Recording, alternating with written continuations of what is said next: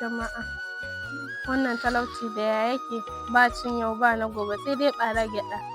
Kai Allah ya rufa mana. Uwar gida. Gida ka fito? Me za a dafa yau ɗin? Ba komai a gidan fa.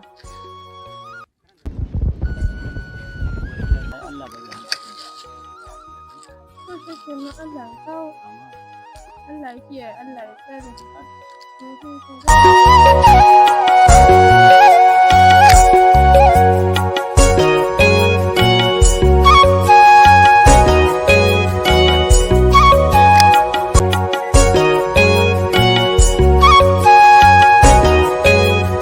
Salamu alaikum.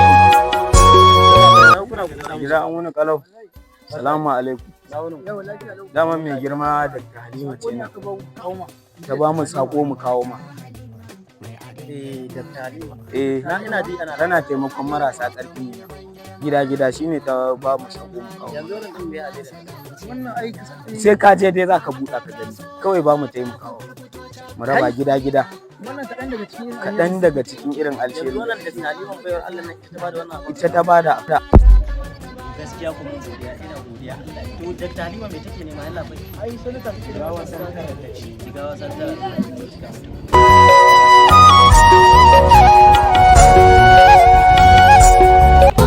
Kin zama rana mai son ki fada Allah mujiya ce. Lalatar kadarin duk yan jigawa har da kasar muke ce.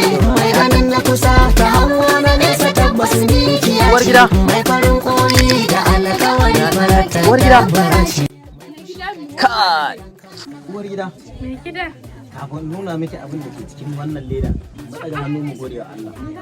Sannan mu gode wata baiwar Allah, uwar marayu, hannun dama ta raba ta ba kowa aljanna mai masoya da yawa. Wacce take taimakon zawarawa, tana taimakon marayu marasa ƙarfi. Uwar gida a heni ina waje muna nan muna kukan mamu da abin da zamu ci, wani bawan Allah yana nan ya kawo mana abinci. Kin san wace ce? To Dr. Halima. Wata baiwar Allah Dr. Halima. Ba ki jin ana labarin Dr. Halima? Wanda ke jinta a gidan rediyo din nan ana faɗanta. Allah muna godiya, sannan kuma mu gode wa Dr. Halima. Allah ya cika mata buri, Allah ya bata abin da take. Yanzu dai mu shiga ɗaki godiya. Wata 'yan gulma 'yan hasadar kisa su tau da laifi, ko sun haɗa kai ba inda za su je kuma za ta kwane. Igiyar ruwa ce ke sanya